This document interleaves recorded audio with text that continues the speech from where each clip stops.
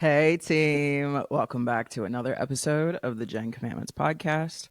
I am your host, Jenn Wien. I'm an engineer currently working in Wisconsin. I grew up in the Chicagoland area and I went to college in Michigan. Hey, oh my god, y'all. I'm glad it's over. I knew that October was going to be really busy for me. And I didn't end up going to the last Halloween party I was supposed to go to out in Iowa, and I didn't run the 10K that I was supposed to run this weekend. I was supposed to run it yesterday, and baby, sometimes you just can't do it. Sometimes you just can't do it, and that's okay. I wish that I could, but like obviously like healing and being spiritually exhausted and whatever, that stuff doesn't just heal in a week. So um yeah, let's get into my notes. um I haven't really talked to y'all since I ran my 10K for real. Like last week, we had to talk about fuck shit. So I didn't really get the opportunity to really unpack what the last couple weeks has looked like because I was focused on, like, I don't know, making sure you motherfuckers know what consent looks like in like a real fucking way. And listen, like, what consent looks like for me. And I don't know if that's what consent looks like for everyone, but like I know as someone that has been through some shit sexually that like motherfucker don't touch me. You know what I mean? Motherfucker don't touch me. Not unless you're serious about me cuz fuck out of here. I don't know. Um I've been doing a little better this week. I think I got some really good resources. I have some really good friends. I have like good mentors. I just have like a lot of good things and good people in my corner so that when I do go through stuff like this, and when I have periods of time where um, I don't know, I'm just not feeling my best and feeling um tough, I guess, that they remind me of my toughness and they remind me of the things that I've been through and are like, girl, you did not get through all that just to like fold for this, you know? And I don't know, just having those people around to remind you of those things are wonderful, beautiful, excellent, very grateful. So yeah, I started working on some fun content. Um, and I really hope that I follow through with it. Every time I do something like this that like challenges me as a content creator, like I am at this point, I am really comfortable with the podcast now. I'm pretty comfortable like with my format. Like, and that is like my journal, sort of, like me having just sort of this stream of consciousness of how I'm feeling in a given week at a given time at a, like obviously, like I said, I write notes for the podcast. And when I have guests on, like they are very interview heavy. Or so like my goal is always just to like try to build community. I know that you guys know that, but turning like all I can do is sort of, especially that like right now I don't live close to home. The only way that I can sort of build community from out here is to, I don't know, like interview people from home and like I don't know, hopefully connect some of my friends who listen to the podcast to them and like just I don't know. I want people from home to feel like they can lean on each other, and I know that in this world where we are like I don't know, told that we should be very individualistic and only look out for ourselves, I think it's very beneficial to, I don't know, try to bring people together. So that's always just been my goal, right? Um, and anything that's been sort of for my creative, like, process I've sort of been nervous about, and I think that's what I want to challenge myself with coming up is creating more content in the styles that I'm scared of, if that makes sense. So, that's what I'm working on right now. And I also wanted to bring up that like anytime that I have had like a something that I would, I guess, perceive to be as sort of like a silly idea from someone else's perspective, like I don't know, if somebody, one of my friends from high school came to me and was like, I want to interview you um for this like silly little podcast that I do. I don't know if I would be like sure or not, like I understand that it seems a little silly, but the fact that like so many people encourage me and so many people wanna, I don't know, like indulge and play into my silly little fantasy with me is fun to me. I think that that really helps the all of it for me, of like not just I'm like, oh, these people believe in me and so I should believe in myself too. These people care about me enough to make accommodations for me and with me to try to help my dreams, and help our community, because that's a big part of it for me is community building, right? And for people to see that vision and to, I don't know, care so much about it for and with me, to be a part of it with me, I think is very kind. Um, and yeah, I don't know. That was a part of my notes. In addition to that, though, okay. So I've also been working on like formalizing some things. And what I mean by that is like, so I guess that I was a little naive. Like, I don't know. When I went into this process, I had no idea.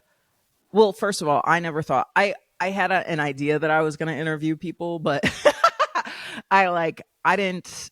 That's not how the podcast started, right? Like I did the first, I don't know, like 40 something episodes without having a guest episode. Um, and because it was just such like a friend endeavor of like I want to interview my old friends, I had never formalized it really, other than like the question asking part. Like I have documentation for like interviews, I give questions beforehand, that sort of thing, but I had never had like any sort of thing that was going to protect me long term. And so I'm like starting to write up, like I don't know, creation contract, not contracts, but like creation agreements of like we are collaborating and this is a professional endeavor, and like we are not going to blur, we both are signing this and letting us know that we are both going to act professional throughout the entirety of the process, because I have had situations where something has happened and I don't feel comfortable releasing an episode or what have you. And I just want to protect myself from that moving forward, to not waste both parties' time. Like, I need to let everyone know what the expectations are moving forward. Like, I know that to y'all, this is, and part of it is my own doing, right? Like, I've been watching, like, I don't know, videos or whatever of people being like, you need to take yourself, like me calling it a silly little podcast or whatever, right? No, this is like my profession, not professional endeavor, but this is one of my creative endeavors, but I take it seriously. And to me, this is some like, don't waste my time. You know what I mean? Like, so that's something that I've been working on, is like, so if you plan on, if I reach out to you and we plan on shooting content together anytime soon, like just know that like it's not personal. I may have you sign something. It's not personal. It is literally just for us to stay grounded and for us to have some sort of mutual agreement beforehand. You know what I mean? Like, for all, like, yeah. just for both sides. So both sides know what the expectations are and that they're protected. I think that's positive. So been working on that too. Super exciting. Um, let's talk about Halloween now. So, okay. My little gathering was really really fun. I so love everyone that pulled up. But I also realized sort of moving forward what the Halloween party wants to be for me as well. Like, I think I was really open with invitations this year.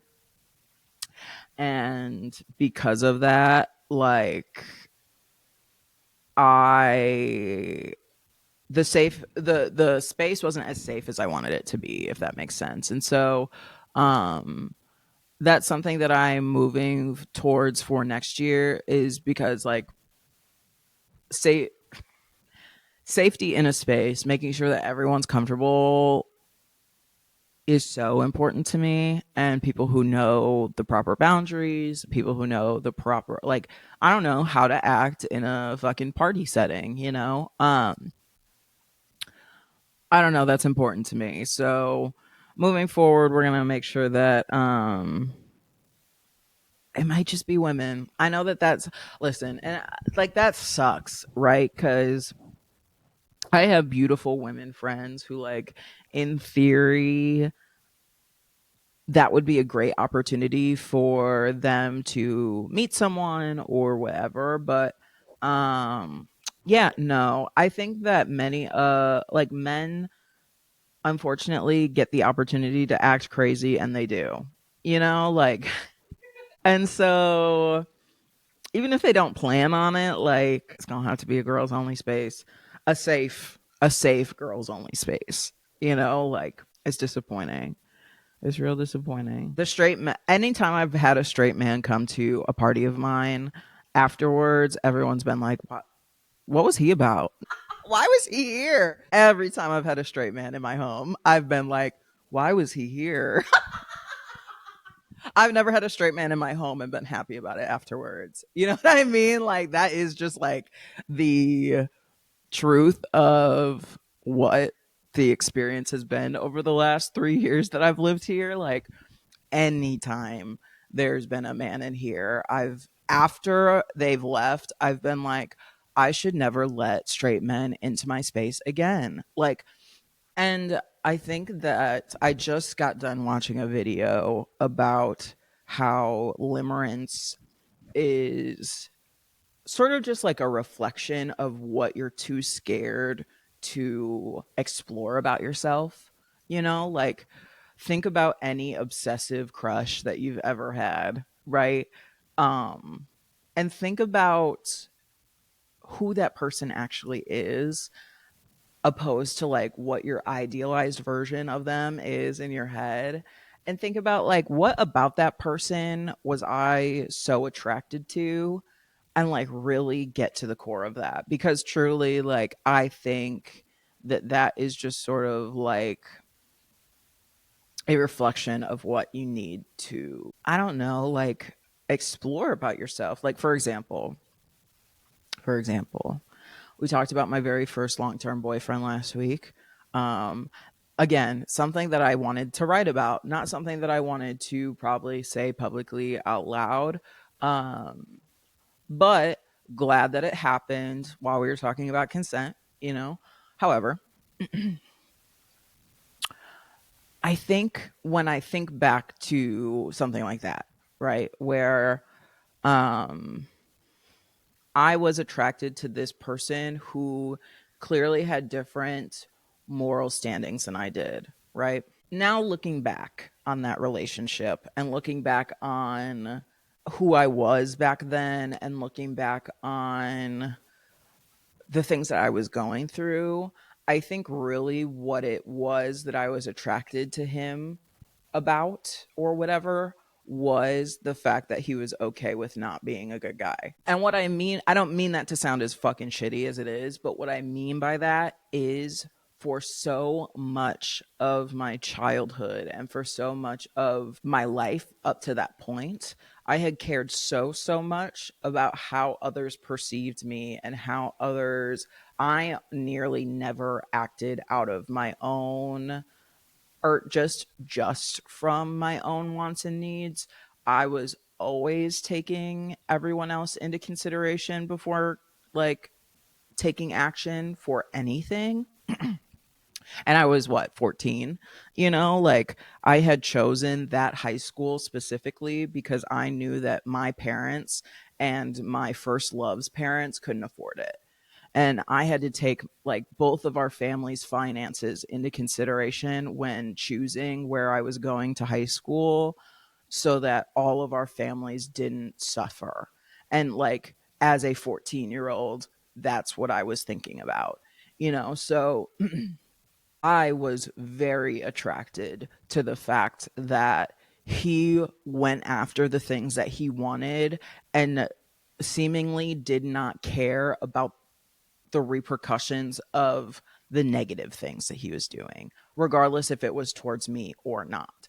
I respected his audacity at the end of the day, right? Like that truly is, when I think back to what that time was trying to reflect to me and show to me, was I admired about him that he was willing to get the things that he wanted no matter who he hurt in,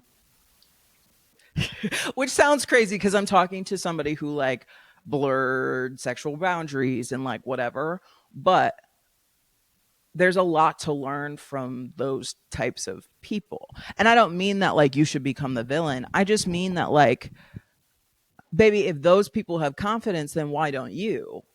You who seemingly care about other people, like I had I've been thinking back, and I think that like every not every crush I've ever had, but like most crushes I've ever had weren't actual real crushes. I think almost nearly all of them were limerence, right? And what limerence is to me is a lot of energy that is misplaced, because like it's sort of obsessive, right? Limerence is like it's a crazy drug, right? And um and okay, I don't know if you guys even know what limerence means. So let me, if you are unfamiliar with limerence, let me look it up for you. The state of being infatuated or obsessed with another person, typically characterized by a strong desire for reciprocation of one's feelings, but not primarily for a sexual relationship. Okay. Hey, if you've ever wondered what it's like to be me with a crush, look up the definition of limerence. Okay. And like, truly, I think limerence is the desire to be seen by another person and accepted and cherished for it. Um, and you care so much about that desire more than you care about the actual person that you're obsessing with. Because, like, for example, once I've finally seen each of the men that I have obsessed over in the past, once I see them, like, just as a human being again, like, like, like really, like, rub the dust off that hoe. Um, I I start to understand that like we don't even really have anything morally in common. Like if we weren't dating, if I didn't have a crush on them, baby, I wouldn't even probably be friends with them, because like my standards for friends was so much higher than my standard for being the object of my obsession for the moment, And so what I think limerence is like misaligned focus and energy and like intention. And what I would like people who have probably experienced, I don't know if you're listening to this, I assume that you've experienced limerence, because like you wouldn't talk to, like, you would not talk to me, you wouldn't listen to me yap for like, I don't know, 40 minutes a week at least, if you weren't like a little bit cuckoo like I am. You know what I think I think this podcast would go a little bit over your head if you've never experienced limerence. And that's just like my thoughts. You know what I mean? I want you to make a list. If I could give you an assignment, my therapist gives me an assignment every single week. I very infrequently do not. Like I very it is very seldom that I actually do the assignment. I will think about it, but like when it comes to like putting the intention down, writing it on paper, really doing the work, I still struggle. I have a lot going on. It is an excuse, but like I'll be getting assignments. Anyway, your assignment is I would like you to make a list of every person that you've probably felt limerence for. Um and you can start as early as you'd want. You can start with your first crush if you want. I don't give a fuck. Okay? Make a list of every person you've ever been obsessed with. And I want you to put down a couple traits of theirs that you were that maybe started that limerence of like, well, this about them I wanted to be more like, or this about them I wanted to be more like, or whatever. Um and instead of like putting your energy into them, I would put that energy into yourself and trying to like project the energy or the traits of that other person that you seek so much. I would work on trying to figure out how to get those traits to manifest in yourself, I guess. Does that make sense? Like, cuz homeboy did whatever the fuck he wanted, and I respected that. And had I channeled that to be more towards myself as opposed to like him, I think I think I'd be in a different, like, listen, everything happened the way it should have. But like when I think back to how much energy and consciousness and I don't know, intentionality that I've put into other people, because I have been therapist, girlfriend. I have every hat that you could think of to put on as a partner, I have put on. I have been through partners, I have everything that you could experience in a relationship, maybe outside of financial troubles. I experienced at 16, 17, and 18, which is a wee bit too young. And so, and that's like pivotal time. You know what I mean? That's a pivotal moment in like your life, in figuring out who you're going to be, figuring out. And like during that time period, I was playing housewife. So there is a part of me that really still sees myself as like a girl boss until that. And like, I, over the last few months that I've been exploring dating and exploring all those things, I'm like, okay, is that really who I want to be at some point though? And like I have so much practice now with being a girl boss. Like I'm good at this shit. Like I'm I'll tell you what. I'm a lot better at being a girl boss than I am at being a housewife right now, you know? And so I think these ideas about what our lives were supposed to look like also. This is a completely like I did not write these notes at all. I'm just talking right now. Um I think it's worth yeah, dude, just like stop being limerent, okay? Like listen, don't like there's no way to just like stop, okay? But if you notice yourself start to fixate on a person, if you notice yourself start to like overthink your interactions with them, or like listen, your crushes, your whatever, they're not supposed to take up every thought in your brain.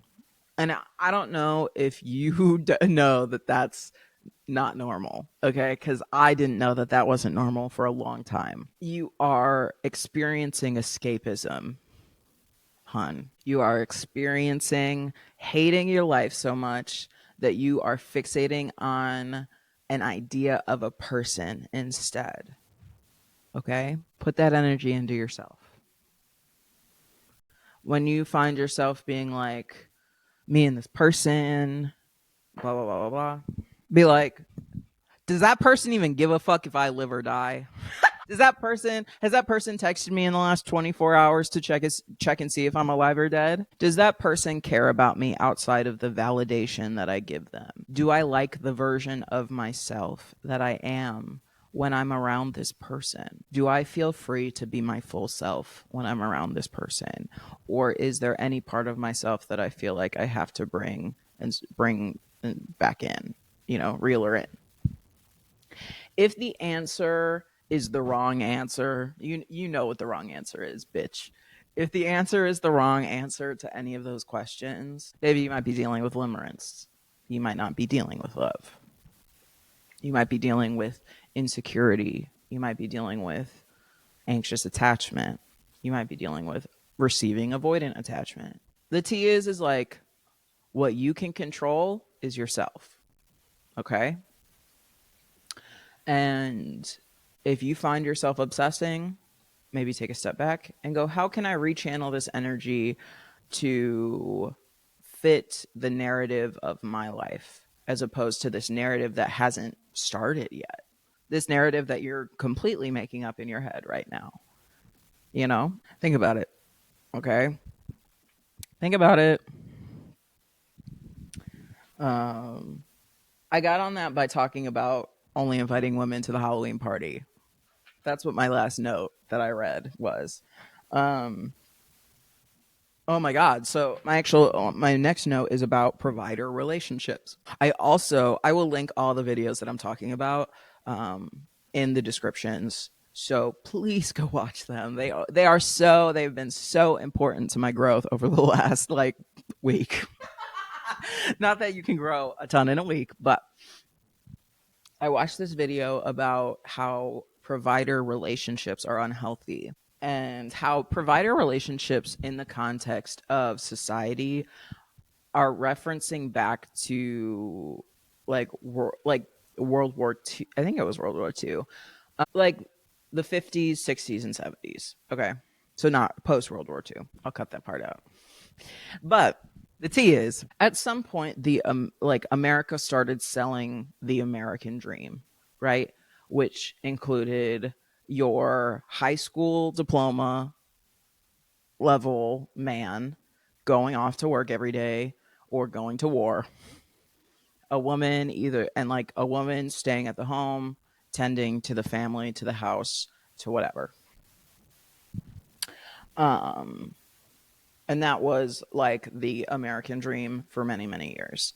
And when MAGA folk from my perspective, when MAGA folk talk about the good old days, that is what they're referencing. They're referencing a time where like black people were not considered full human beings, where like I don't know, you were only happy if you were a like middle class and up white picket fence family.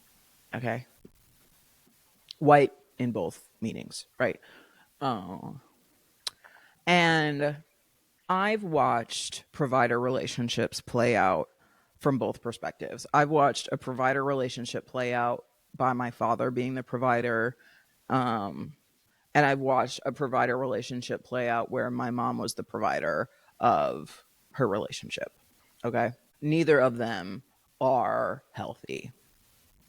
Okay. You need to have some sort of like fair balance of I don't know, like duties, responsibilities, stakes in the relationship, financially, like, and I mean equitable, like provider relationships in like historically that means financially, but I think in general, I think if there's any sort of relationship where there is a power dynamic, whether it be implicit or explicit, because I don't I think there are plenty of relationships that fit sort of like this provider relationship stock or image or whatever, that they may not even identify as such, right?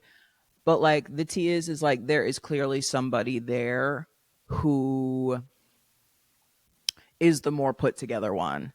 And then the other one sort of is always seen as like not at the mercy of the provider of the relationship, but like seen as secondary to the primary person in the relationship. And I want you to think of all the people in relationships that you're thinking of.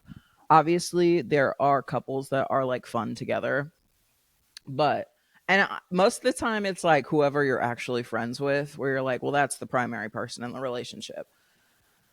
I'm not really talking about that either. Like, yes, I am, but I think that when I think of a lot of like the boomer relationships that I know of, or when I think of some even some millennial relationships, I'm like, oh, that person wears the pants.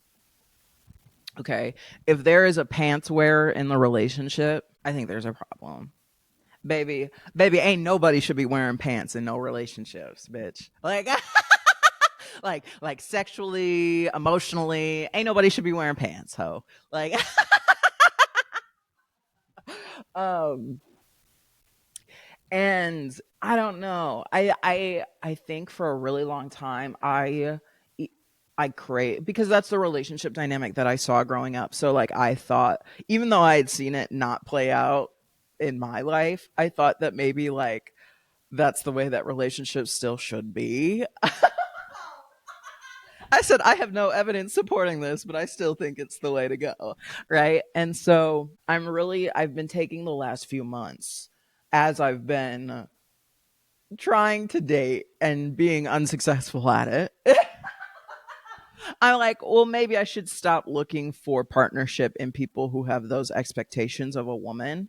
Um, because I'm never going to be the docile, subservient, submissive wife that these men crave. And what's really interesting about all of that is the men who want provider relationships do not want a subservient woman. They want to cage a powerful woman. And I've dealt with that in the last couple months as well. And when the men realize that like I'm not a woman who can be caged, I'm not a woman who will deal with not being an intellectual, financial, emotional equal, we run into some problems, don't you know? Don't you know? We run into some fucking problems, right?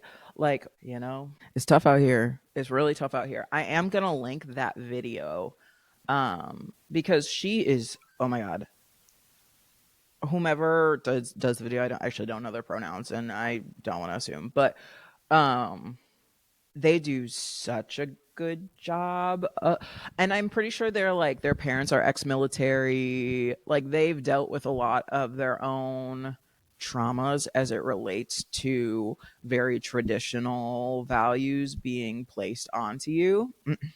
Because like from my perspective, as I've been sort of unpacking how I was raised and like getting to the truth of it, as opposed to like what I've been told about how I've been raised, or having those people still in my life, and so therefore I can't have like a real honest conversation about it. um it's my understanding that I was basically raised as like a Christian nationalist, and like it's definitely not as intense as I've seen other Christian nationalists raise their children. Um, but in my extended family, like that was the way. You know what I mean? Like, and it's something that I still struggle with. It's something that I still hold some of those values of, like, so of course that's that would be what my idea of a partnership would be, and I would have to basically like brainwash myself to believe that like other relationships are, because listen, at the end of the day, bitch, if you want a man to provide everything for you, you are still putting a price tag on yourself. And like, that's fine. If that's your journey, then that's cool. I'm totally cool with that. I think that a man should provide things for you. I think you should provide things to a man as well. But I do think men should provide things. So, like, whatever. Baby, you got to look for morals and other shit too. Like, you got to, if you're going to let a man be near you, they got to be a full package. That's what I'm learning. You got to prove to me on more than one occasion that you care about your moral compass. You going to make sure we're all safe. And like, I don't know, you not finna be creepy to like me and my friends. That's morally, that's the bar. You would be shocked at how many of those men don't pass that fucking bar, even though it feels like the bar's in hell. Okay. Then from there, motherfucker, if you got money, then great. Because baby, I got money too. Okay. Like, I don't know. It's a lot. It's a lot to unpack. Let's talk about how I didn't do my second 10K. I was a little disappointed in myself yesterday. I haven't ran since my first 10K. Um, I came home. I had to prep for Halloween, my Halloween party, and then after my Halloween party, I've been really struggling mentally, um, for a number of reasons. Like we talked about last week. We talked about like how I've been figuring out my relationship to my body, how I've been figuring out my relationship to physical intimacy, the realizations I've had about my struggles with physical intimacy, et cetera, et cetera. Like, I've just been struggling mentally. Totally understand, totally fair. Of course, right? However, I still thought that I was going to be able to I just woke up and I was like, nah. I woke up and I was like, absolutely the fuck not. I'm not going there. You can pay me enough. And I do plan on locking back into jogging tomorrow. It'll be the start of it takes me about, after traveling for at least 4 weeks in a row, or doing stuff consistently on weekends for 4 weeks in a row, it usually does take me, now that I'm figuring out like sort of my process, it takes me about 2 weeks to really back into the swing of things. And that's what I mean is having the, I don't know, the discipline of still doing things when I'm in that state, that like in between state. But I don't know. I'm trying to be patient with myself. I'm trying not to be too hard on myself. So we'll get back into it tomorrow. And sometimes the things that you sign up to do, sometimes you miss it, and that's okay. You can't say yes to everything. That's something that I would really like to take into next year, is being a little bit more realistic about, I think this was my first year of sort of following my dreams or whatever, but I'm learning to be more patient with myself when I have to cancel, cuz I part of the depression for me would in the past be my fear of disappointing people by saying no. And I've been learning in the last year that like the people around you who love you and care about you, that makes you mentally well, they're happy to be the thing that helps alleviate you, you know? And if they're not happy to help alleviate some of your stress, then they don't fucking care about you. They care about like how you make them feel about themselves, you know? Friends who love you for real want to see you doing mentally well, no matter if they are disappointed by the results or not. They just want to see you happy, you know? Um, and yeah, so I'm very grateful for the people who have allowed me grace, allowed me patience over the last couple of weeks as well. I've been a little extra needy to my friends over the last couple of weeks. I've been a little needy, extra needy to like my respected peers that I go to for advice about things. And I think that that's okay. It's okay that you'll have time periods in your life where you need people more than you usually do, and allow those people in to help you when you do. Like, be like, "Hey, I'm struggling with this thing right now, and right now I can't see through it. Can you help sort through it with me?" And I've every time I've had whoever I've asked those things of help me sort through those things. You know, it's okay to lean on people when you need help. And I guess that's like really the other point that I wanted to drive home as it relates to my little 10K missing. But I'm gonna plan for a half marathon next summer. I don't know if it's gonna be towards the beginning or end of summer. I think I'll do the end of summer, so then I can do my full marathon at the end of summer of 27. I'll be 28. So I think I'm gonna make my marathon goal before I said I want to do it before my 30th birthday. I think I'm gonna be able to make it before that, which is I'm really excited. Um, I want to do the Chicago Marathon. That's like my goal. Um, but I also want to do I want to do the New York Marathon at some point. There's just like there's some goals that I have. And I think that running has really helped to show me that like patience is important. Showing up for yourself is important. It like running is such a mental thing more than anything. Like, you really just have to go out there and push yourself to do it. And when you're tired, you have to sort of be like, you promised yourself that you're going to do this. And I know that you're tired right now, but you're going to feel 10 times shittier if you stop. So, and if you stop right now, you might not start running again. So you might as well just keep it up, babe. Like, I don't know. I've really come to enjoy what running does for my mental. Um, and I didn't think that I would ever get to that point. So, yeah, feeling very grateful for running as well. I didn't go out for Halloween, actual Halloween weekend. I don't know. Not really my people just act a little too out of pocket on Halloween for me. Um it's just a little too overstimulating to go out. I've like enjoyed my times in the trenches of Halloween, but I don't know, I'm just not there anymore. I enjoyed my little party. I enjoyed my Halloween festivities, but like the partying part of Halloween, college really did me in for that. I'm sort of retired on that. Yeah. Um I guess the only other thing I really want to talk about for this week's episode is my mother reached out to me and sort of updated me on her life. And I have a few she's doing a lot better than she probably ever has done in her life right now. From my perspective, I think she's doing really good. And I'm really proud and I'm really happy for her.